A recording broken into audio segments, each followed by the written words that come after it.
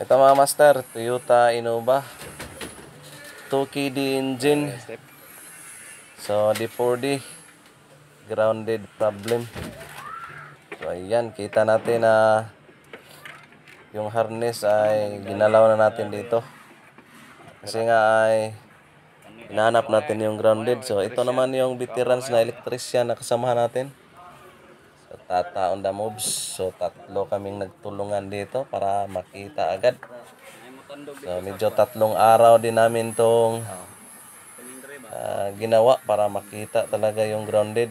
At sa awa ng Diyos ay natagpuan talaga. So ayan, kita natin na sinubaybay din namin dito sa fuse box at wala kaming nakita dyan. So ang ginawa namin, from the fuse box ng engine papunta dito sa loob ng dashboard ay sinubaybay talaga namin yung wire. So dito nga ay pinandar natin yung engine dahil nakita na natin yung problema sa grounded. So dito na tayo sa loob. Ayan, hindi pa natin yan nasa uli dahil pakita ko muna sa inyo kung ano yung wire na naging grounded. So ito yung naging dahilan sa grounded. Itong kulay blue na may dilaw, ito papuntang stereo.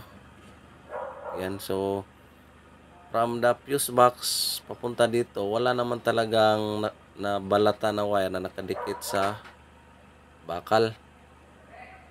So ang dahilan lang pala ay ang stereo mismo. So siya yung naging dahilan sa grounded. So ito naman yung check engine at saka itong airbag.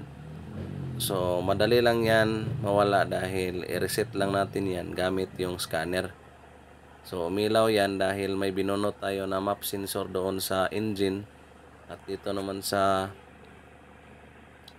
airbag, binunot din natin yung passenger airbag. So ngayon ay patayin muna natin. On. Ayan, so yung battery indicator, ayan na siya. Start. Yun, so nawala na. Dati kasi ay hindi to mawala pag start. At yun nga, tinanggal namin yung buong alternator. So pina-check natin sa electrician natin. Sabi niya sunog yung IC.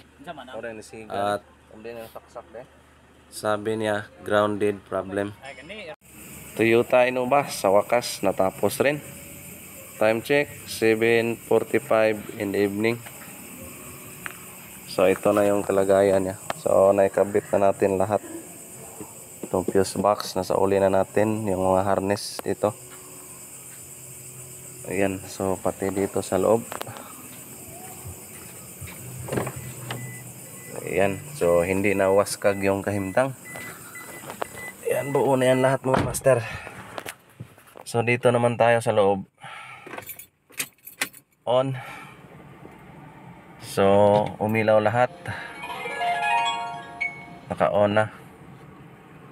Tapos start. Ayun.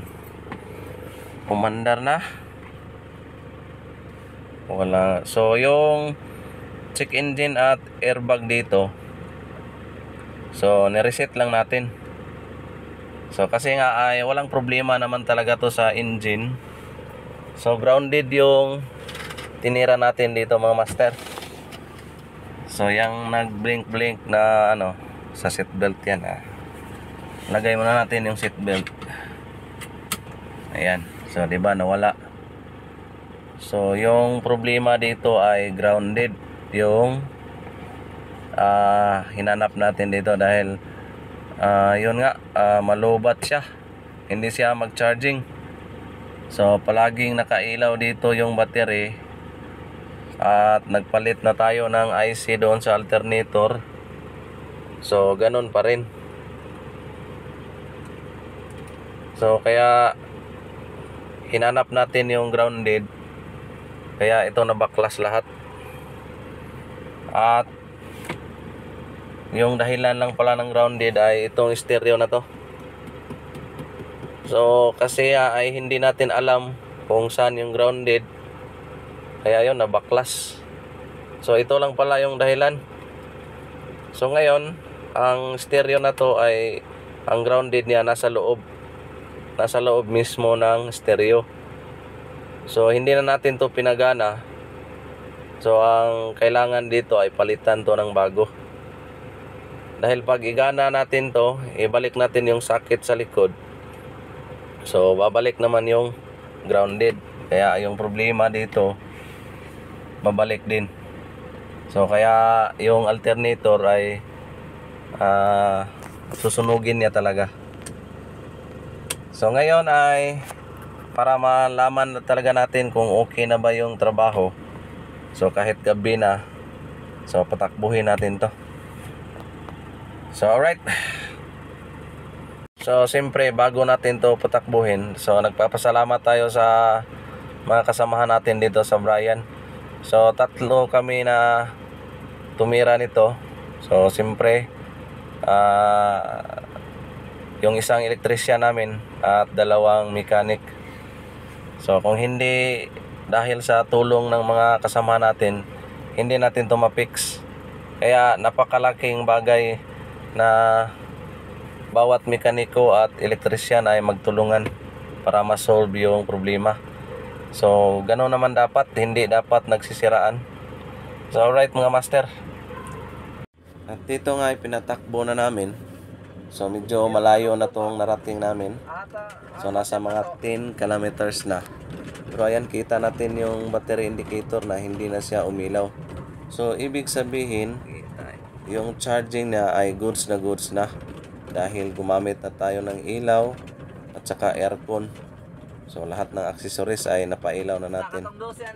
So sa mga bagong bumisita sa channel natin, so paki-like na lang and subscribe sa YouTube. So dahil mas marami pa tayong i-upload na video mga master. So hindi lang ito, marami pa. Hanggat kaya natin ay isi-share natin yan lahat. So hanggang dito na lang yung video at maraming salamat sa inyong pagsuporta, lalong-lalo na sa mga nag-subscribe. At God bless sa ating lahat mga master. See you in my next video. At ride safe sa ating lahat. Yes sir.